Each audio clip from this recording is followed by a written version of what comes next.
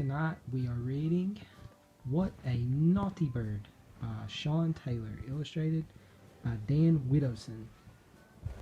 I'm sorry, but when you're a bird, there's something you just have to do. Fly to a farm, spot a big bull, and poop on him.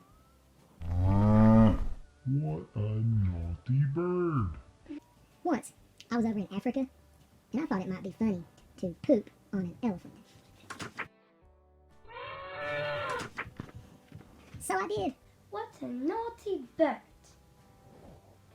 Another time, up in the mountains, I made friends with a rabbit when I pooped right on the nose of a wolf who was trying to catch him. What a naughty bird. I can make a splash in the middle of a puddle, and I can hit the last leaf on a tree.